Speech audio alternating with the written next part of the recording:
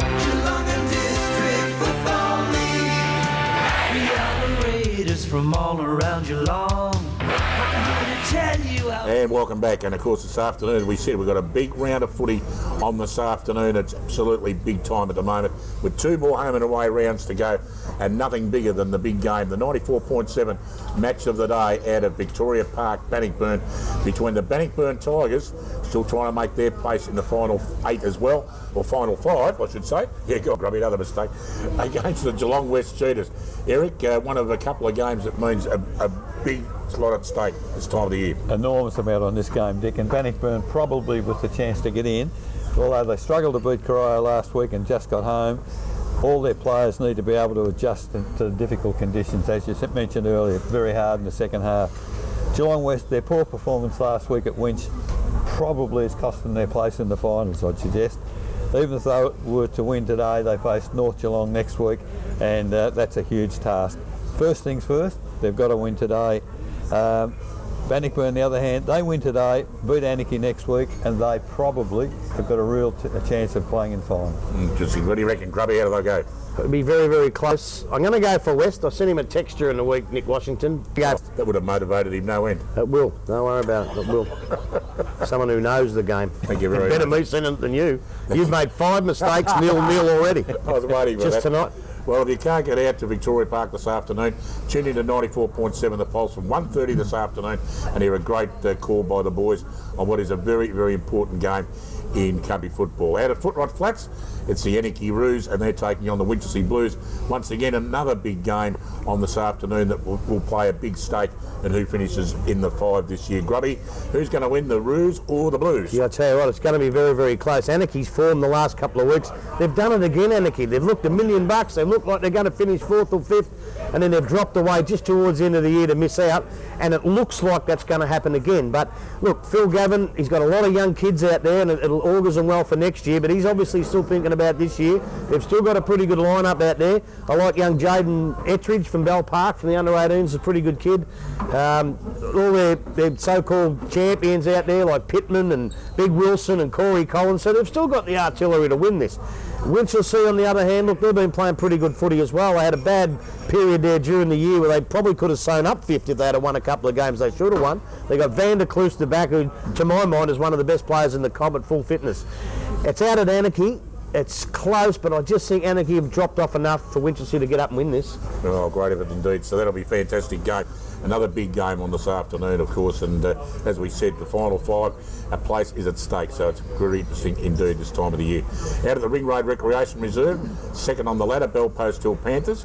They take on the Tommy Tigers. And Eric, the Tommy Tigers, well, they're a dark chance to get inside the final 5, but geez, what a big ask from this afternoon. It is that, Dick, but the reality is their finals start today. If they're going to play finals, they've got to win this game, win next week to get into the finals, and that's a possibility. But having said that, I think Belfast still have been working towards the final. They got a bit of a shake-up at North Geelong a few weeks ago, but 2 hard games coming into the finals, Thompson today, East Geelong next week. I think that's probably what they've been looking for. Having said that, Thompson came from 10th after round 10 and they're 5th today, so they've done a fantastic job in the second half of the season. I don't know about how good their defence is. That might be the concern, and I think Belfast still might just win a close one. Yeah, interesting indeed, and of course a real big game for the Tommy Tigers, and you're right, it's elimination final day every Saturday for the Tommy Tigers at the moment.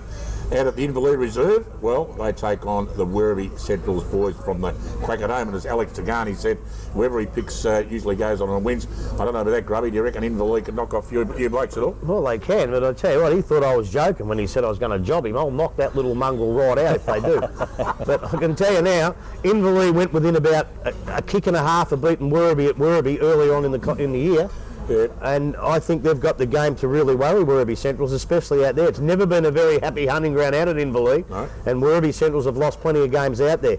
They've got that extra incentive. They need to go into the finals winning, but again, they can probably afford to drop this one and still make the finals on percentage if they can beat Corio the following week. Inverleigh, they got my grandson there, Billy Cations. He's been about the best player on the ground 3 weeks in a row now. He's done a pretty good job, and boy, have they played a lot better since they got rid of Smithy. But But Werribee just showed enough to me last week at home. East Geelong are the third best side in the comp, and Werribee matched them almost all day. Phil Jones was terrific last week. The coach, he played very, very well. A little bit not sure how he was playing. He kept getting in the best players, and I thought he was putting himself in. But we had a look at him last week, and he played pretty well. Big Lovell, he'll probably. Although I tell you what, it's great to see Hybens back. Is that right? Yeah, Big Hybens back after a broken neck, and it's just fantastic to see him back playing footy. I'm going to go for Werribee, but only just out there. Fair enough. Well, you've heard it there, folks. Just because his little brother's playing or whatever he is, about 3'3", but that's pretty good as well. And at the Richmond Crescent footy ground, the East Geelong Eagles, they take on the Belmont Lion, and it's for the Mark Lomas Shield.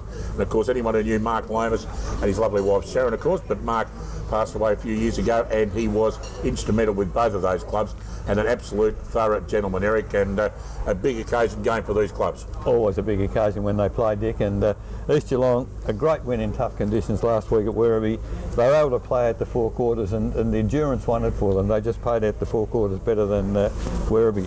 Belmont Lions, after an outstanding win in round 1 against Bannockburn it was, Belmont looked forward to a competitive season. Unfortunately, things have just fallen away, hasn't happened, and East Geelong, I'd suggest they're going to play in the finals now, and they'll play in the qualifying final regardless of the 2 results. They're up and running. So the Mark Lomas Shield, you think will go to the East Geelong Eagles on this occasion? I do. I think it'll stay with them. I wonder when the last time Belmont Lions won the Mark Lomas Shield. Oh, they had a good run a few years ago when they were premiers. They were in the running for a while. Fair enough, okay. No problem. Then out at the Devils Playground, it's the Cry Devils, and they take on the North Geelong Magpies, who at the moment, Grubby, can do no wrong. No, they can't. They're a very, very, very good unit. I think Doggy Ryan's got them playing really good footy. He's probably my tip for Coach of the Year at the moment. He's done a fantastic job with them. He's got a great side there. But look, Corio, they just don't give up, Corio. They played some pretty good games early. They just haven't been able to put 4 quarters together in all the games. And if they could do that, they'd be very competitive. And out there at the Devils Playground, I reckon they'll give North Geelong a bit of a run for half a game. But Doggy Ryan, mate, he's the type of bloke.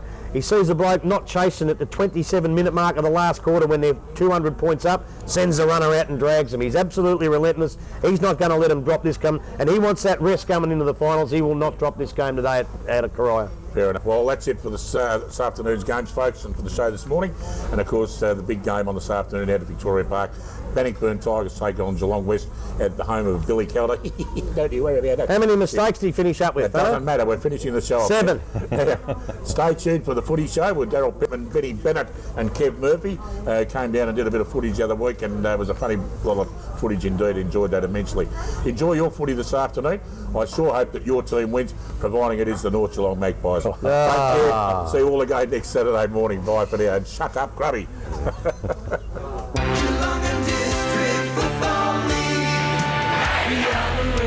From all around Geelong, I'm here to tell you how football